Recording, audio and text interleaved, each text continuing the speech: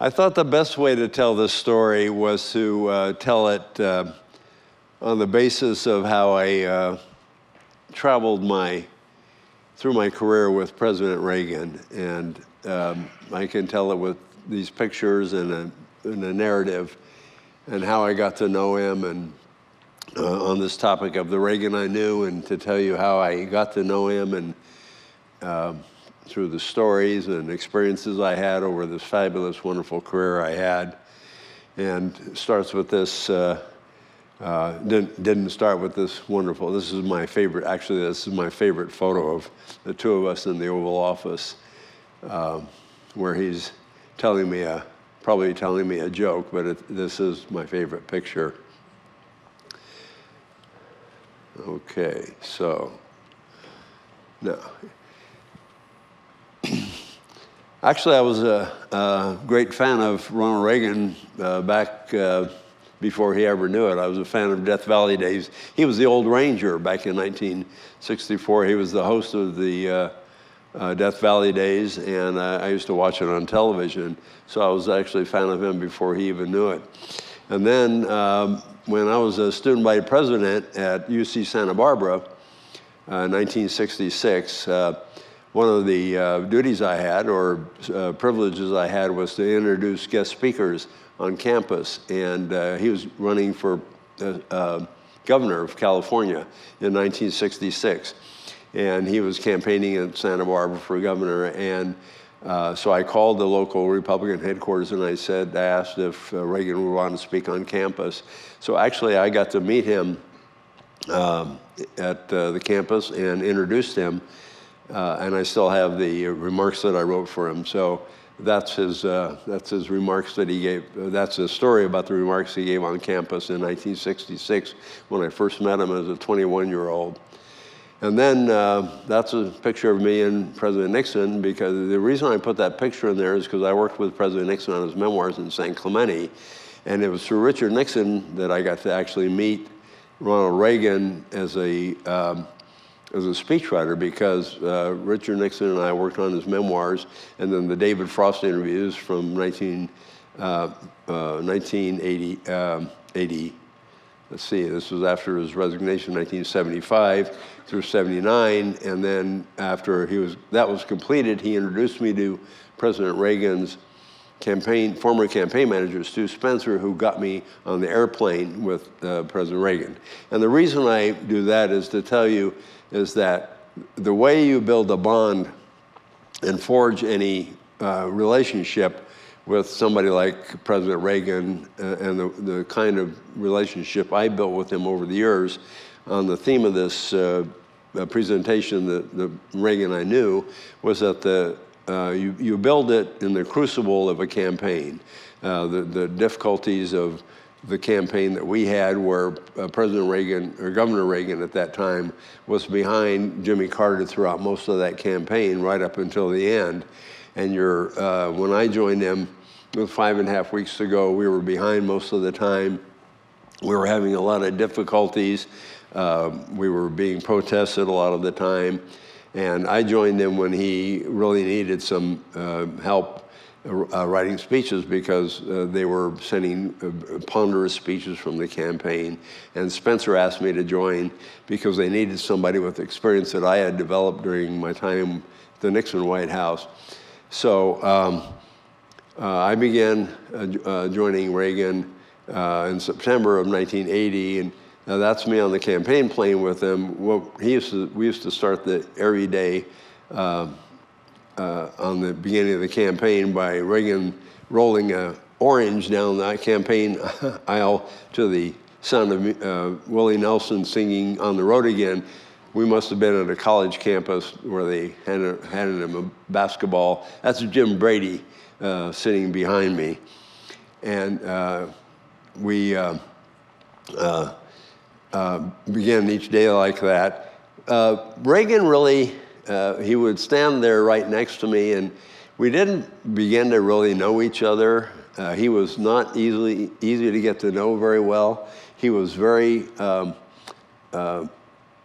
cool with people that he didn't really know at the outset. And so that's why I put this in here, because this is where we're starting to forge a bond. But in a campaign, you're beginning early, you have early baggage calls, you're working late at night, you're drinking cold coffee, eating stale donuts, you're on deadlines, you're going from city to city. And now he's 69 years old, and he's working very hard, and we're trying to make news every day. And to build this kind of relationship, I had to come up with some lines that to make the news cycle, to make news for him every night, to try to get Jimmy Carter off balance. And the economy at that time was 18% inflation rates, mortgage rates, 13% inflation, unemployment at 8%. And the economy was really in a bind. And we were trying to come up with a way to demonstrate that to the public and make some news every night. And so finally, to get the confidence of the candidate, to get him to know me, for me to create a bond with him, I had to every night come up with something. And we were finally at a campaign rally coming up at Langhorne, Pennsylvania, at the Oxford Mall. And I don't know where it came, sort of out of my head under the stress of campaign pressure or whatever it was. But we were campaigning at the Oxford Mall in Pennsylvania, in Langhorne, and there it was. Look around you at the price of food, the price of gasoline, the interest rates you have to pay to buy a house, the amount of taxes taken out of your paycheck. Look around and ask yourself, are you better off today than you were in 1976? And that was the birth of the iconic line, one of the most iconic lines in politics ever to be heard. He tweaked it, as you saw later in that movie that you saw earlier today in the debate with Jimmy Carter. He changed it just a little bit to, are you really better off than you were 4 years ago? But that's where that line was born, coming out of my electric typewriter at the Oxford Mall in Langhorne, Pennsylvania.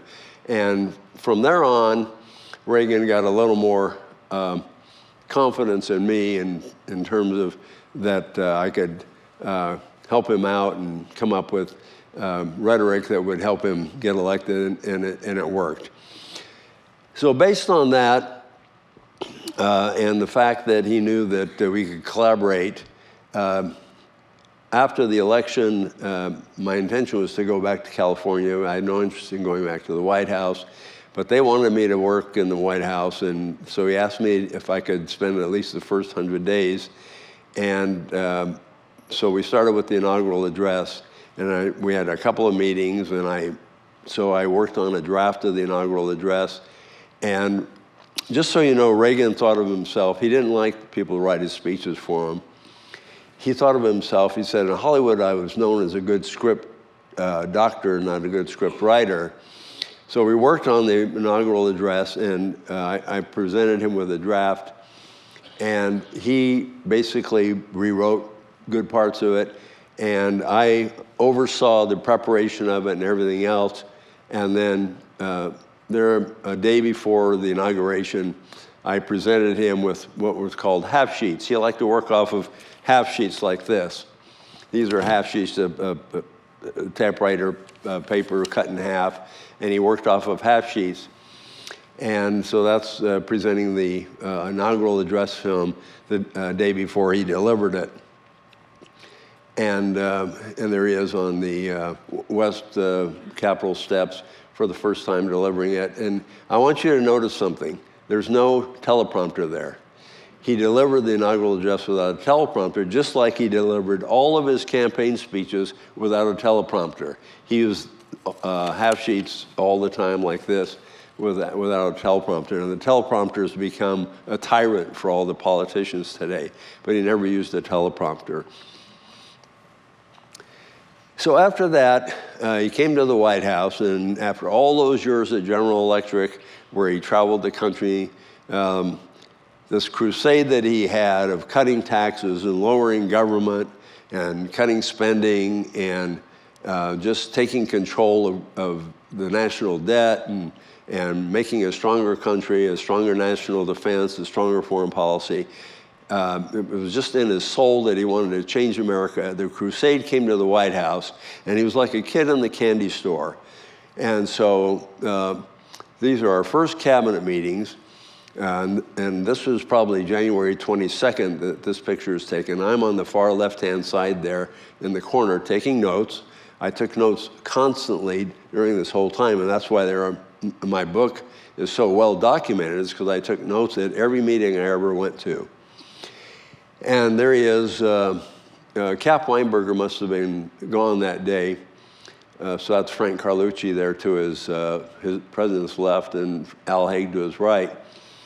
But he said in that first meeting to the cabinet, he said, you know, we came here to do things differently.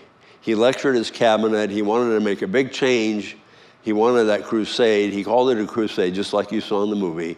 But it was not just about foreign policy. It was about domestic policy. When he said, and that's a direct quote, we came here to do things differently. He wanted to upend the government. He wanted to cut taxes. He wanted to cut back on regulations. He wanted to get, he thought there was so much waste in government, and he kept lecturing his cabinet over and over again in the first 3, 4, 5, 6 cabinet council meetings. And I remember that so distinctly, and it's in the first 3 chapters of his that I describe in his opening of his presidency, and then it became a mission for him that was very, very important.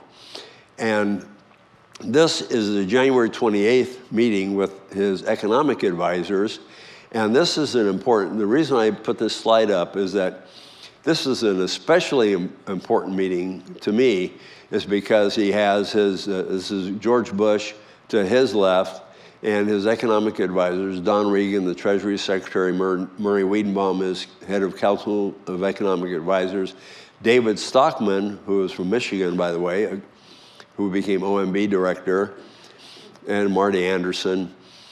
And Reagan stopped in this meeting and gave an important economic lecture to all of us. It took about 10 or 15 minutes. And you saw a little fraction of that in the movie, but he went on and on about how government had gotten too big and about how it bothered him so much, and that he wanted to make such important changes.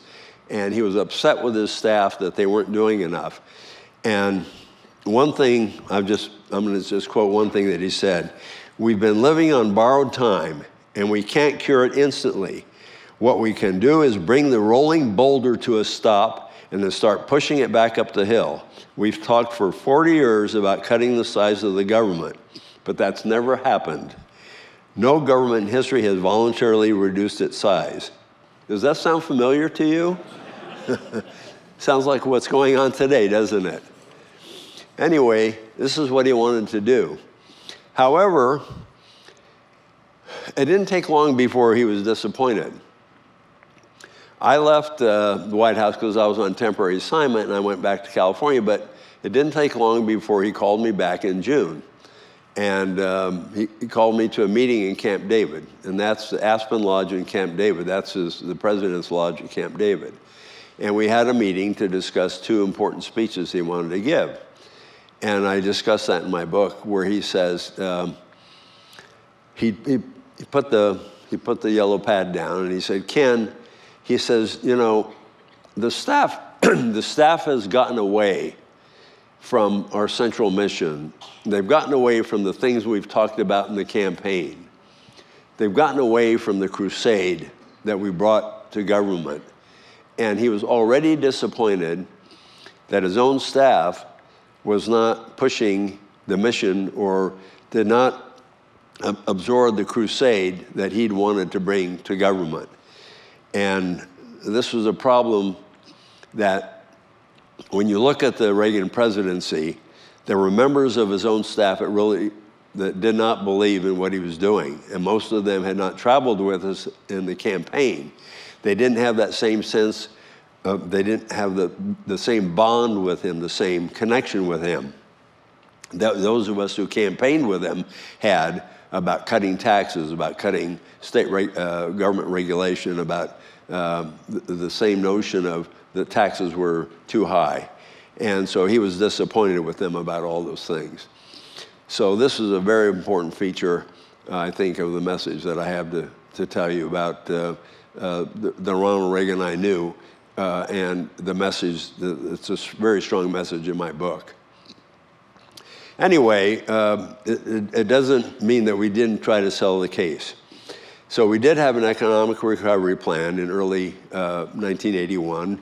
It was called the Kemp-Roth tax cuts, cutting taxes and cutting the budget. And what made him the great communicator was how he sold his case. And for those students here, to learn how to communicate and how to best sell anything is instead of using, if you're giving a speech, instead of using raw statistics, Reagan knew that the best way to sell something about the economy was to use illustrations. And in this case, the way he did it was, this is Reagan on February 5th, 1981, which is a speech I worked with him on, that he and I collaborated on. He wanted to talk about how inflation had eroded the value of a dollar bill. And that's the dollar bill he's holding in his hand. And he wanted to talk about how inflation had eroded the value of a dollar from 1960 to 1981. And he held the dollar bill in his hand, and then in his pocket, he had a quarter, a dime, and a penny.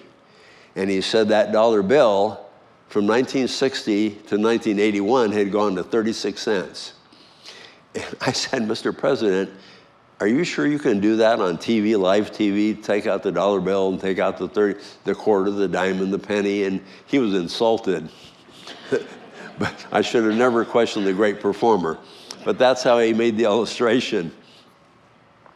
And then on February 18th of 1981, we did a joint session of Congress speech, and he was outraged at the national debt.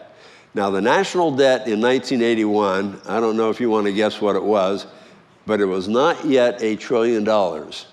Today, it's $36 trillion. Then it was like 989 billion. But he was really outraged at the size of the national debt. And he wanted to illustrate to the Congress, you and the Congress have got to do something about the national debt. So we've got to do something about it, and I want to tell you how bad it is.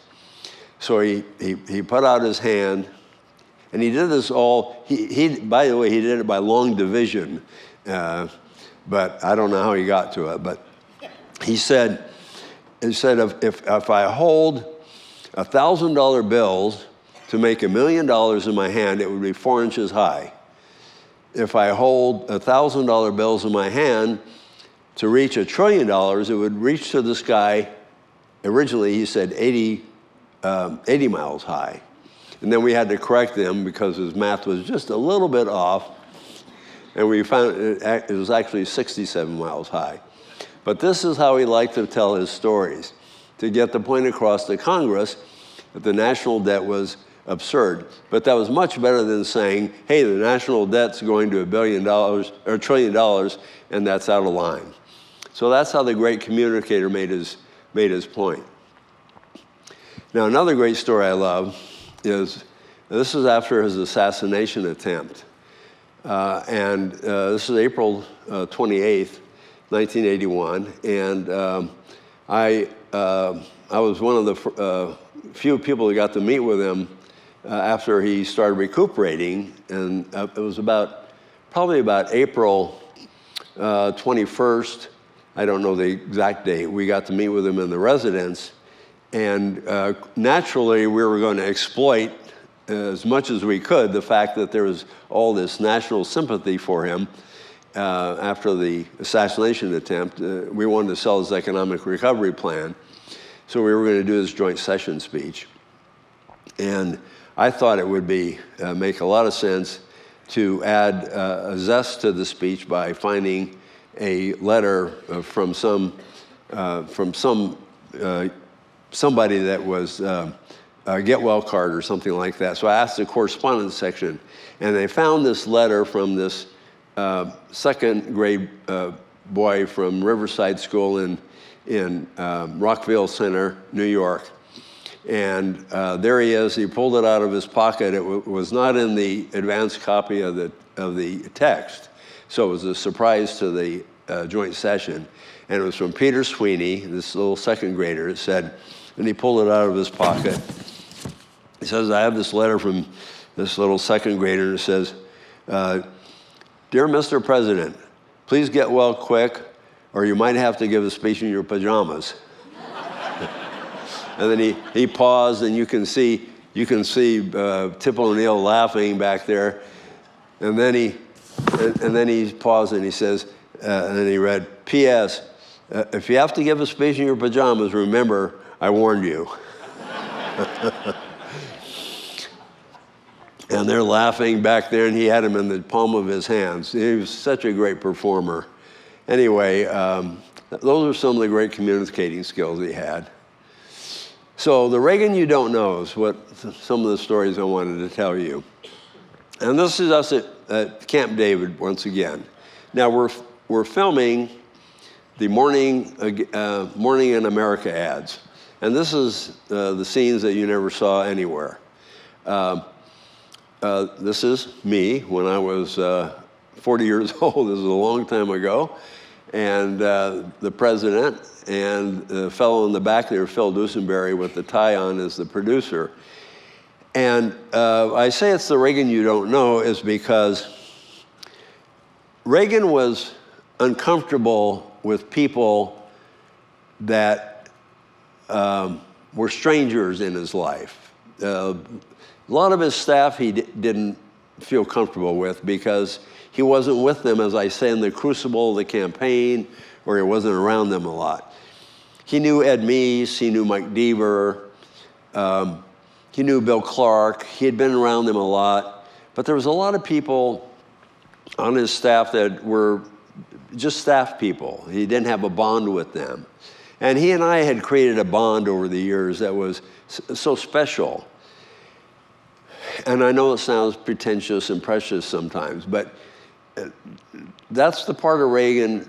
Reagan was always genial, and you could see him in a crowd laughing. You could see 10 people around him laughing and cheerful, and it would seem to you, gee, doesn't Reagan, seems like he knows and loves all these people, but he's probably telling a joke or telling a story about Doris Day and some movie he did. But that's because he was uncomfortable around them. That's the way he would deal with a discomfort. When he's in a situation like this, that's why they called me in, because they needed somebody with whom he had some kind of bond with which to make this commercial. So about a week before they did this, they say, hey, Khachigian, we're filming this commercial with the president. We're going to need somebody to sit across from him to do these takes that he knows, a familiar face, and so that's going to be you. And so that's the sort of the story about Reagan, a special side of him that a lot of people don't know. And of course, Mrs. Reagan was there because she's someone that he always wanted around in situations to give him a comfort level. And there she is. I don't know what she's doing, picking something out of my eye, but she's also a real flirt. I'll have to tell you about that. So, but there's another side of her. Sometimes if you're on the wrong side of her, she was just the opposite of being a flirt. And this is another, after filming the commercials at Camp David, we filmed also part of the commercials. That's the south portico of the White House, a really special place, by the way, when you look out at the south lawn. And we're filming another ad. And it's the same thing. They needed somebody to start talking to Reagan while the camera starts, and then I would be out of the view. The camera would keep rolling while he's talking to me, or George Shultz, or George Bush, or somebody else. So if you watch that Morning Again in America film, which you can get on YouTube, you can see this all in action. I call this one the president needed a friend. After the election in '84, we were in that massive landslide, which was just wonderful. He was going 68%, 69% in the polls. He was going great. And then Chancellor Kohl of West Germany invited him to Germany to commemorate the 40th anniversary of the end of World War II. And so they sent an advance team over to Germany to advance the trip.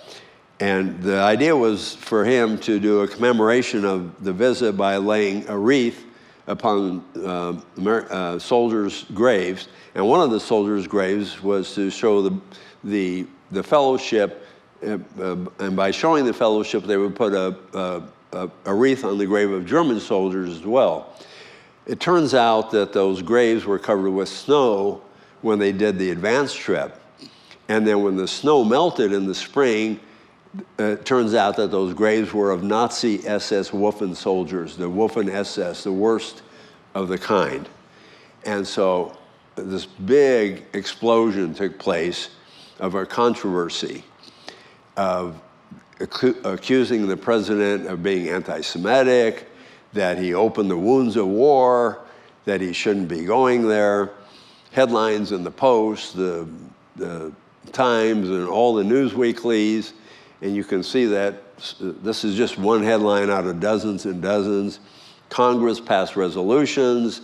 Nancy didn't want him to go, but he got his back up and he said, I've got to do this.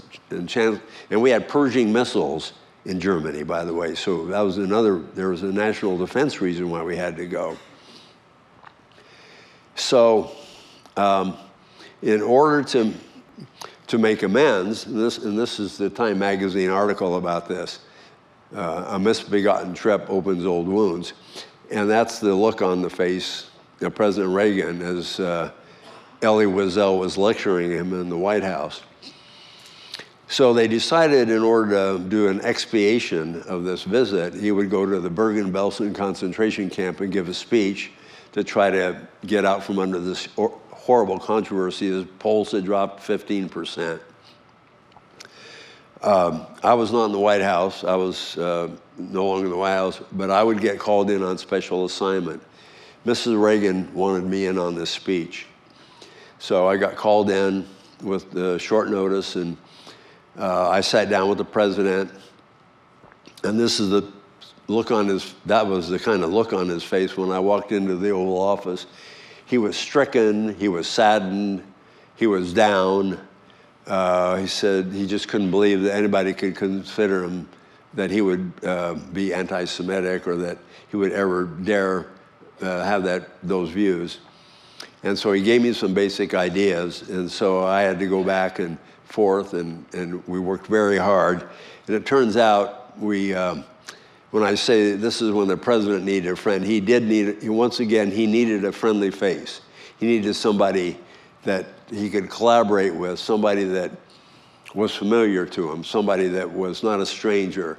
He had 6 or 7 speechwriters in the White House, but there wasn't anybody that could sit down with him that he had a feeling with that was brought him a comfort level that he could work on that speech that knows that it could bail him out of this situation. And we worked on that, and it turned out to be, he delivered that speech at Bergen-Belsen, which has been called Reagan's greatest speech and Reagan's greatest commemorative speech. And if you ever get a chance, I hope you can try to watch it. Turns out to be very moving. Reagan the competitor. Sometimes, again, you see the genial side of Reagan and that he can, take it easy with people, but I call him the competitor, and he tells a story about, in the movies, dealing with, I love this story because it revealed a different side of him. Errol Flynn was a big camera hog, he said, and in the movies, and they had competition with one another. And Errol Flynn would try to get in front of him and in front of the camera.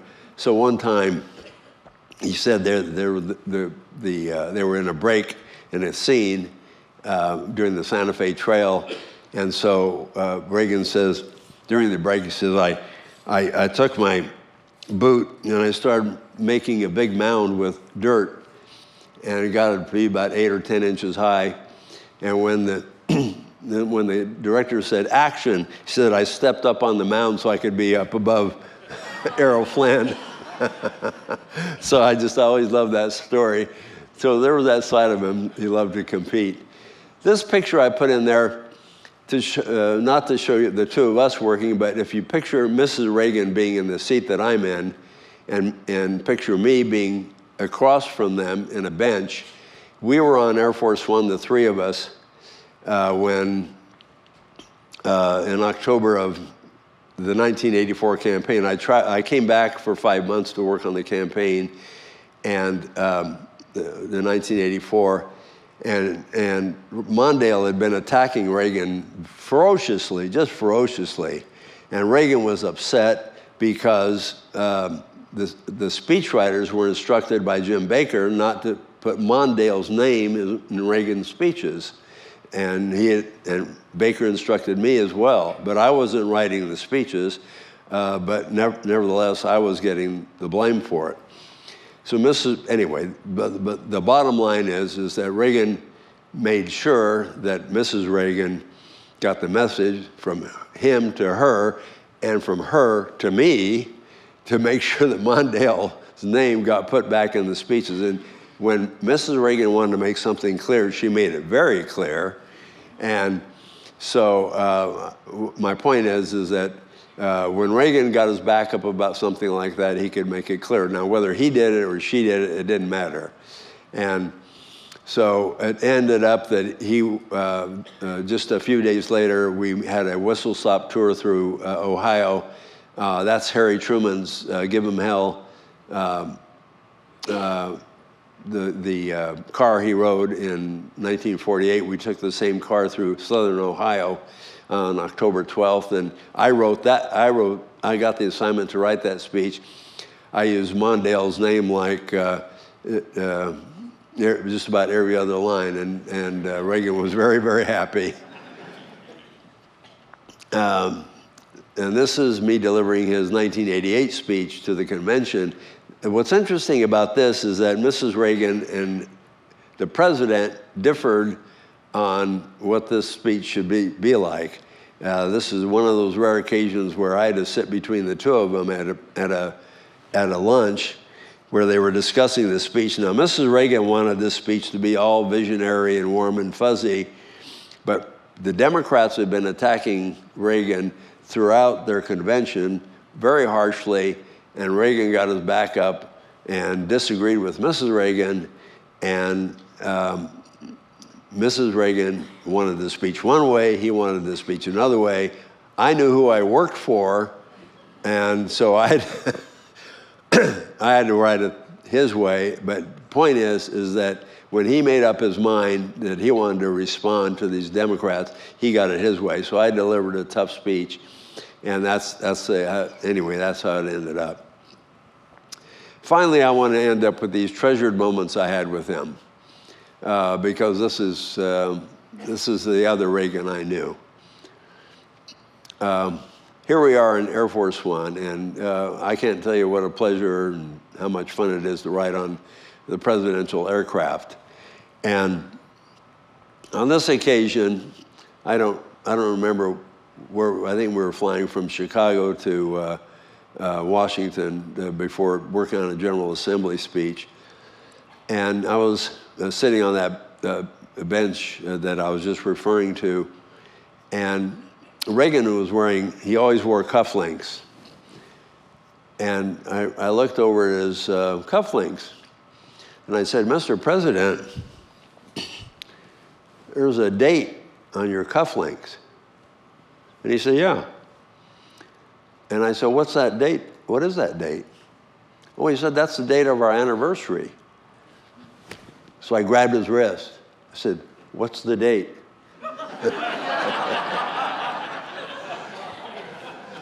So that's me grabbing his cufflinks. And that's a look on his face. You see how smug he is? And he got it right.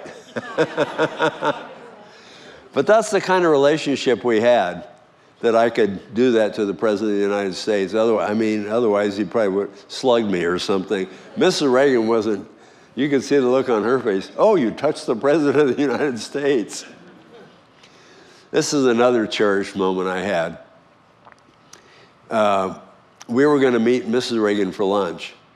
We were going to work on the anti-drug speech, the Just Say No speech, back in 1986. And she was late. She was with her lady friend somewhere, and she was 10 minutes late. And I got to, we were at the Century Plaza Hotel, and he said, I walked in and he said, Ken, come here. Let me show you what I've been doing. I said, what's that, Mr. President? He said, well, look. And he'd been flying paper airplanes off the top of the balcony at the Century Plaza using White House presidential stationery. Now the president, we all had presidential stationery, but only the president has this special sort of mint-colored White House stationery that he gets. And this picture, which was captured by Pete Souza, the White House photographer, and he's saying, literally saying to me, "Whoa, look at that go!" and the paper airplane is just floating down like this. And he was like an 8-year-old kid, so proud of himself about how smoothly that. And it was going to the, I think the Century, the Fox Studios lot was just below, because we're on the Century Plaza Hotels on the Century Fox lot. And there's got to be some workman down there cleaning up about 15 paper airplanes. So I wonder what this White House stationery is all about. And finally,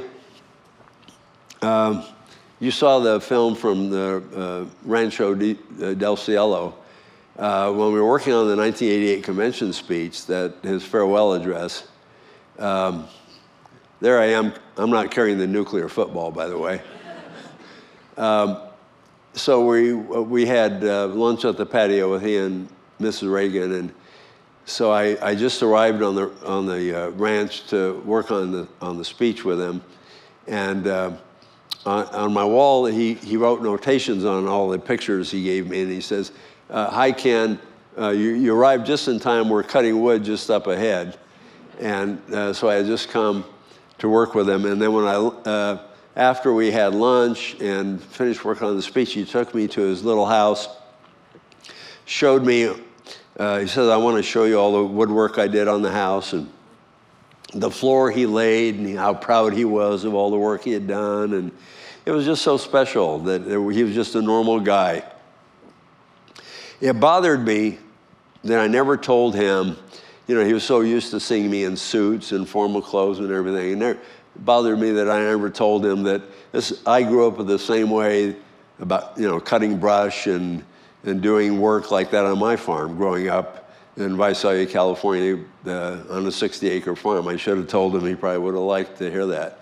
And this is the end, as I was leaving to go back to my car that take me back to my hotel from the ranch. This is the president driving me. It's such a special time. I have the most special chauffeur in the world. I call it driving Mr. Daisy. And that's to the president's right is the Secret Service agent, and that who's standing above that is the White House doctor, just in case the president does something stupid and gets in a car wreck or something like that. Anyway, it couldn't have been more special than that. And then this is one of my final favorite pictures of him and the president and me in the Oval Office. That's such a beautiful shot. And he inscribed it with a typical Hollywood inscription. He said, "Ken, you and I should have been, both of us should have been facing the camera, and we should have both been closer to it." And it sums up such a wonderful, beautiful trip I had with the President of the United States. Thank you for listening to me.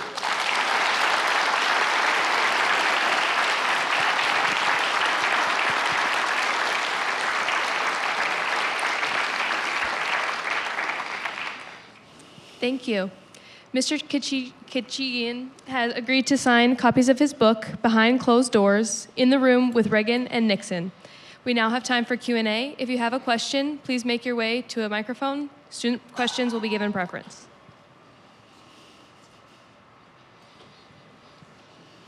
Well, first, thank you for a fascinating speech. Since you have the ear for words, how would you compare Nixon, Reagan, and Trump? Well, they're obviously different styles.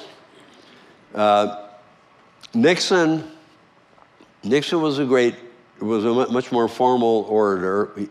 Nixon was a great communicator in his own right. Nixon campaigned. I'll tell you something interesting about Nixon. He never used notes when he campaigned. Never used notes. Never used a teleprompter. So all his campaign speeches were all extemporaneous. When he spoke, when Nixon spoke at events, for example, as president, he spoke extemporaneously. We provided him with background information, suggested remarks, and then he would study them, take notes, and then speak extemporaneously. In his formal addresses, he used texts, and from the Oval Office, he used a teleprompter. But I think Nixon was, he worked very hard at his presentations. He admired Reagan's communicating skills. But I think Nixon, in his own way, was a great communicator, but in a different way, much more formal, much more structured. I think Reagan was unparalleled in a lot of ways because of he had artful. He was an attractive man. He had great voice. He was skilled from all the years in Hollywood, for all those years he spent on the time with General Electric, traveling throughout the country. He was a good storyteller, and he was a creature of radio. So for those of you who are my age, who can remember radio, in radio you had to create word pictures. And I grew up in the age of radio. So your mind created word pictures, and that helped Reagan a lot. Trump is a good communicator in the sense that he goes to people's guts. And that's what made him a good communicator in 2016 and why he won the election, is that he spoke to what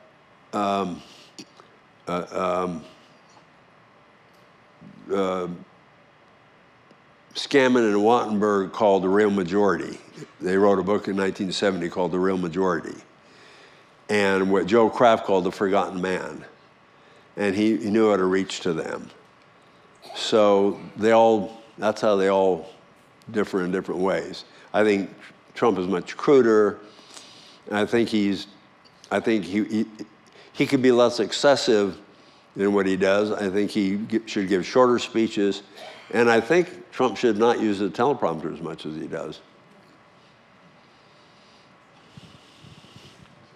Thank you, Mr. Khachigian.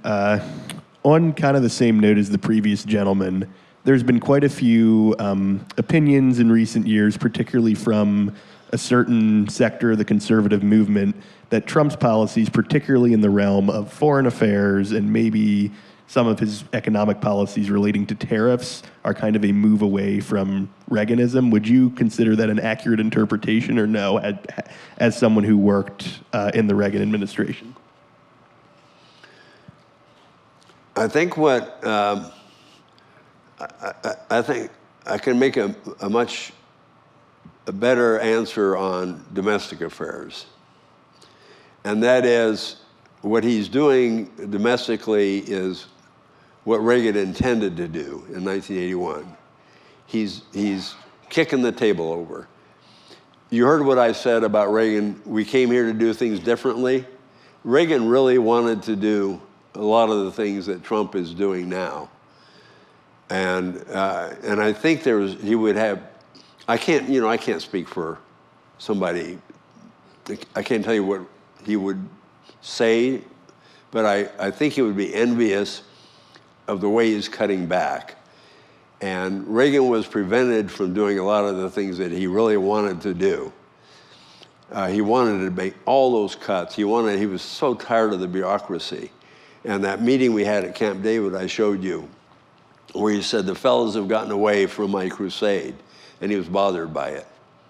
So I think he would be very supportive of the kind of cuts that were made. And he was very, on the other hand, Reagan, there was some meetings where he'd say, he was sensitive, he was a child of the Depression, and he'd say, well, I'm really sensitive to the people that are losing their jobs, because I remember what it was like to lose jobs in the Depression. So he wanted sort of a soft landing, but then again, but then he was so bothered by the excesses of government. He paid taxes at 90% when he was in Hollywood, or 91%, or whatever that high tax rate was. And then he would tell a story. There's this, I know I'm going on too long, but this is a story that's important for me to tell. He used to go to these, he used to be a spokesman, and he talked about going to these events where he would be an MC, and he talked about the Pillsbury Bake-Off. You remember the Pillsbury Bake-Offs? And these ladies, this is a different era, the ladies would compete to make these special recipes. They'd have a contest, Pillsbury Bake-Off, and the ladies would win and they'd get an award.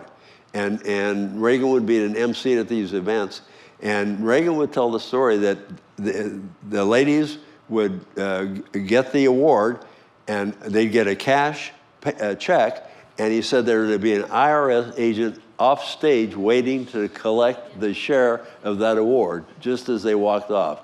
He told that story several times, and it really made him angry. So that's the kind of thing, I think he'd be envious of a lot of the things that Trump is doing. Thank you so much for your presentation. You mentioned that President Reagan was sometimes disappointed when his crusade wasn't moving as quickly as he wanted it to. From your vantage point as a speechwriter, did you ever feel that there was a discrepancy between the vision you were presenting in the speeches and the political reality?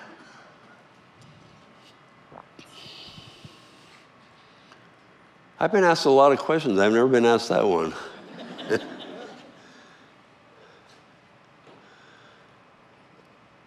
I think there's always, you have to have a division between vision and reality, because otherwise you're not going to have some changes.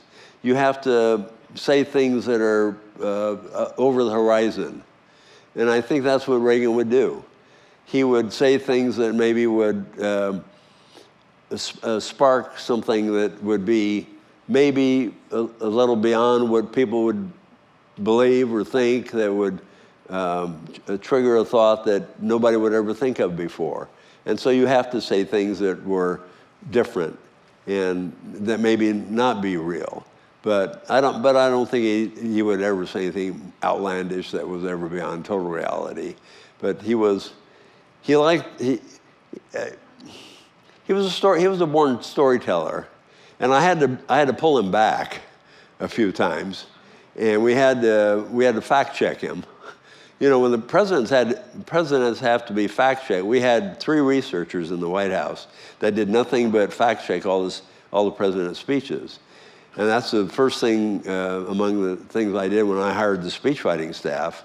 I brought back 3 researchers, and the president would get upset when he would put something in a speech, like that business about the stacking the $1,000 bills. He came back with 80 miles high, and I had to pull him back to 67 miles high.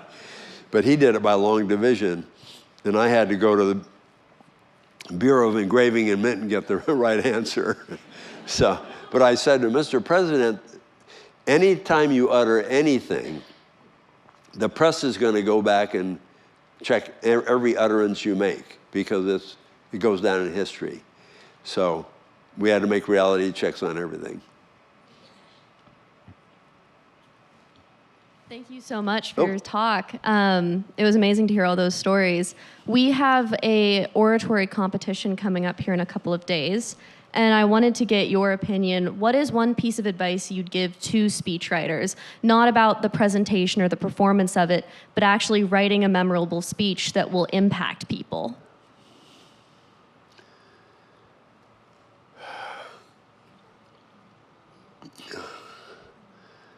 How do you write it? There's no book on speech writing. There's, you have to have a message. You have to have a core message. You have to come up with, that's the first thing you have to come up with. What is the message you want to convey? And how do you get there? And then once you come up with that, once you have that message, then what's the pathway to that message? And then you start, sometimes I wake up in the middle of the night coming up with things, and I put them, and I grab my iPhone and I jot things down. There's so many, I wrote a whole book on this. And that Bergen-Belsen speech I wrote, the best lines I came up, I wrote on a napkin at a bar in Georgetown.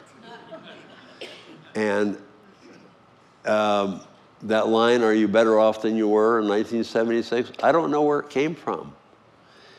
Sometimes you just have to keep thinking and thinking, but at the core you have to have what is that audience, what's going to move that audience? What do I want them to know? It's like a preacher's sermon. What do you want them to leave the room thinking? How about that? Put that at the top of the page. What do you want them to leave the room thinking? That's number one. And then start from there. And then the first sentence is the hardest thing to do. When you write an essay, it's the first sentence the hardest. Otherwise, there's no book on it. Sorry. Thank you. We now have time for one more question. Thank you so much for your presentation. You mentioned that you grew up on a 60-acre farm, you went to UC Santa Barbara, and then you ended up as a speechwriter for president. What brought you through all those different experiences in life? What values, what virtues held you fast through all those different experiences? I'm sorry. Can you repeat for me? Come closer. Say it again. You mentioned you grew up on a farm, you went to UC Santa Barbara, and then you were a speechwriter for the president. What sort of virtues, what sort of values did you hold fast through all those different experiences? Oh, I see. The virtue is, I came up from my dad was a survivor of the Armenian genocide, and he taught me a lesson of very hard work. I had 3 brothers. We worked on a farm. I started driving a tractor at 6 years old, and so I was a farm worker. And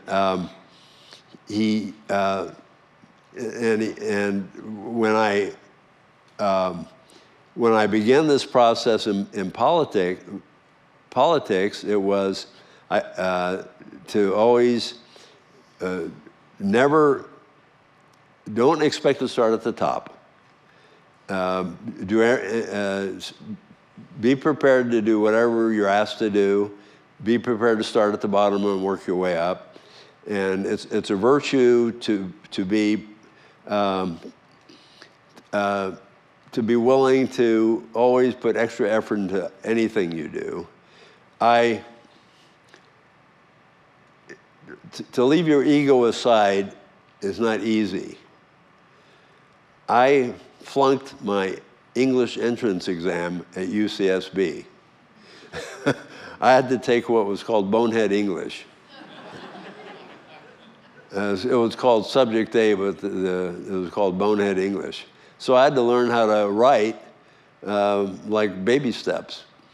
So, and then my job my first volunteer job in the Nixon campaign was in the correspondence section. I really wanted to be like a research assistant or an intern, but they said, no, you got to start at the bottom. You got to do these menial correspondence. So, and it's you have to be show that you are just willing to put your shoulder to any task that's given to you. I can't put it anywhere. I mean, it's just like anything else that you want to achieve. And it's like Hillsdale College did when it started before Dr. Arnn got here and put it to the top. Please join me in thanking our speaker.